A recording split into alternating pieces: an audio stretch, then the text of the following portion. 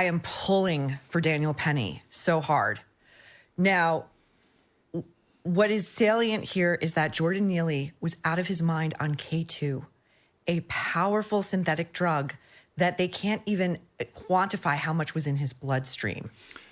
Well, everybody, I'm glad you're watching this. This is some hot news here. Here we're on the Megyn Kelly show, and she's talking to Maureen Callahan. Don't know who she is, but they are talking about the Daniel Penny trial in New York City. Daniel Penny, as I'm sure you know, it was on trial for killing a crazed, well, let's be full facts here. Daniel Penny, a white man, is on trial for killing or murdering, that's what he's accused of, a crazed panhandler, street person on the New York subway, a black man, who the media have been presenting as a beloved Michael Jackson impersonator. Apparently the last time he did that was about 10 years ago. He was a street impersonator in New York City.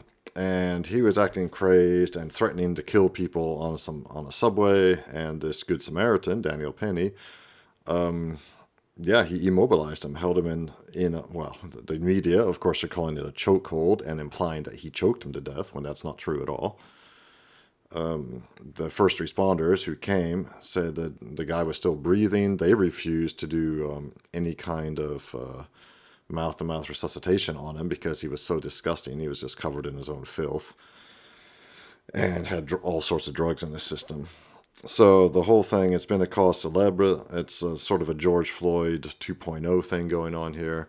And this is like hot news because right now, as I read this, a couple of days ago, Daniel Penny was cleared of one of the charges of manslaughter, but he was still on the hook for something called negligent homicide, I think.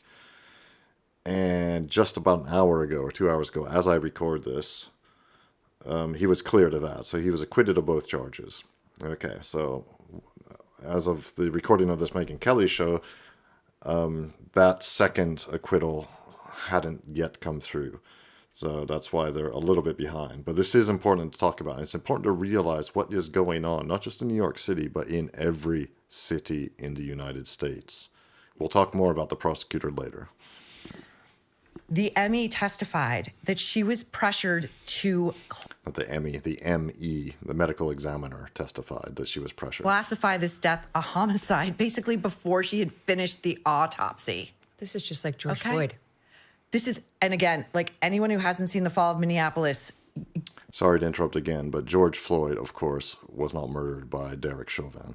No, Chauvin was immobilizing George Floyd. George Floyd had all kinds of insane amount of deadly drugs in his body, and he died while in police custody, but he was not murdered by Derek Chauvin. The whole thing was a farce. Do it. Avail yourself, because it is such a... Sorry, let me The Fall of Minneapolis... Do it. Sorry to interrupt again, guys, but The Fall of Minneapolis, this woman just mentions, I haven't seen. Apparently that's a documentary about the whole George Floyd thing, followed by the BLM riots. If you've seen The Fall of Minneapolis, let me know in the comments, please, because I'm gonna look it up and watch it. But there is so much darkness surrounding that. The whole thing is a sham, and I hope, frankly, that Donald Trump pardons Derek Chauvin. We'll see. Anyway, let me let this video roll. Avail yourself, because it is such a... It puts in perspective just how much the media lies to us. My sister-in-law is the court reporter on this case, and she is convinced that part of the problem the jury is having coming to a verdict is because there are protesters outside that courthouse every day screaming that Daniel Penny is a racist, that this was a lynching. Daniel Penny took him down. He definitively, the defense did an expert job at this, medically did not cause him to die of a chokehold. That is not what killed Jordan Neely. It was the drugs, it was the state he was worked up in, and it was a sickling disease that he had. All three of these things combined to cause his death. He tried to get up at 3 minutes and 19 seconds into this chokehold. He moved with such force. Penny's underneath Neely on the subway floor. He exerted himself with so much force that he lifted Penny, a 6'1" former Marine, off of the floor. A personal anecdote about this. My brother is an interesting guy. He works in sanitation in New York.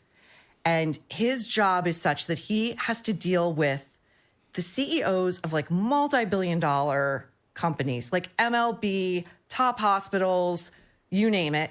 And he also has to deal with his workforce, which is composed primarily of ex-felons. He will routinely say, the jobs I offer are the only ones in America where you can earn six figures and be illiterate. Wow, sign me up. A guy comes into his office and says, your driver out there is in the parking lot going crazy out of his mind on PCP. 26-year-old kid, not super strong, not super tall. Cops come. It took 12 cops to get this guy down to the ground. 12 and half an hour. And my brother Bill said, this is the thing. When you take down a guy like that, fueled by that kind of drug that gives you superhuman power, you cannot let them back up. They will kill you. They will kill you. And this is stuff that I think the average person sitting at home has no knowledge of. I read the testimony of the passengers on that train, a host of races, ethnicities, socioeconomic status, teenage girl, a senior brand manager at Nike, all daily subway riders said they were sure they were going to die that day, that Jordan Neely was that terrifying. Mm-hmm. So I think this is an easy acquittal, but this is a case that is fueled not by justice. It's Alvin Bragg. It's been racialized. If this were black on black, white on white, Daniel Penny wouldn't be here. Wouldn't have happened. This prosecutor's got a history of it, of giving preferential treatment to so-called marginalized criminals.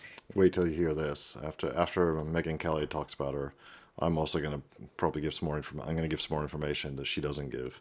And in the meantime, if you like this kind of content, please like and subscribe. Back to the video. Here she is bragging about it in SOT 6. I had a murder case where the defendant did not intentionally kill the victim. He went into an ATM on the Upper West Side and tried to rob an individual.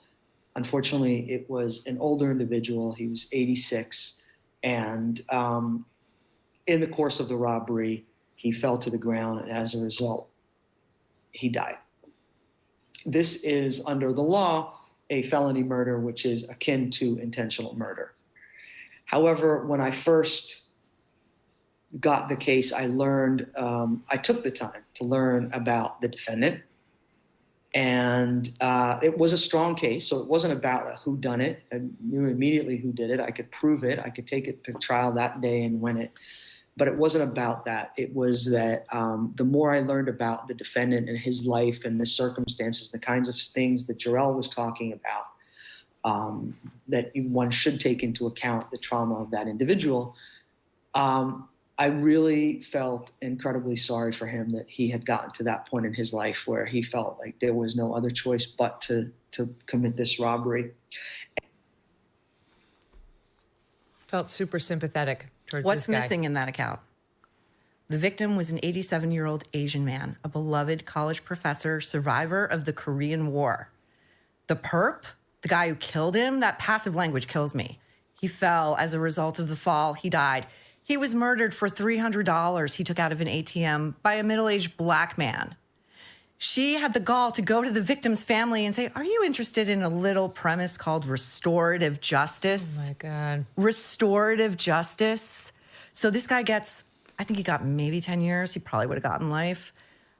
So she's perfectly willing to extend that kind of sympathy and do that kind of background check when it's, I suppose, a black person committing a crime. Mm-hmm. But Daniel Penny, who, I swear to God, Megyn, the first responders didn't want to touch Jordan Neely. Right. The whole thing's just disgusting. So that prosecutor who we saw, obviously on a Zoom call or something, her name is Daphne Yoran, and she was born and raised in Israel.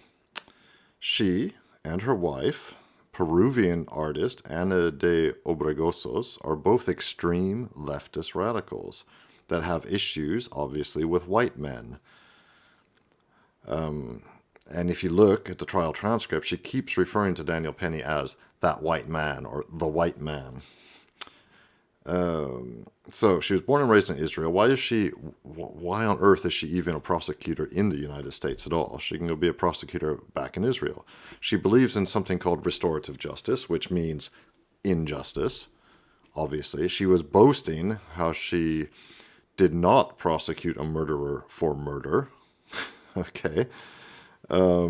She is the walking, talking embodiment of a Soros-backed liberal, leftist, radical district attorney. And these kind of district attorneys are everywhere in America. Look them up in your local city. I mean, look. Now, we also have, in the country where I live, in Europe, Western Europe, we have similar problems. This restorative justice or 2 or 3 tier justice is absolutely going on here too. So it's everywhere, and it has to be fought. And the whole thing is just sickening and outrageous. So anyway, but this, I think, is going to hopefully, I mean, it'll be interesting to see what happens, you know. George Floyd's death in police custody, he wasn't murdered by Derek Chauvin, launched a whole series of, as you remember, it basically launched BLM and BLM riots. And in that case, the cop was found guilty, even though he wasn't guilty at all of what he was accused of. In this case, the white man got off. He was rightly acquitted. He didn't get off. He was rightly acquitted because he didn't do anything wrong at all. I mean, just he's already being punished for being taken to court. This should never have come to trial. The judge should have thrown it out immediately. The prosecutor shouldn't have prosecuted. The whole thing is absolutely sickening.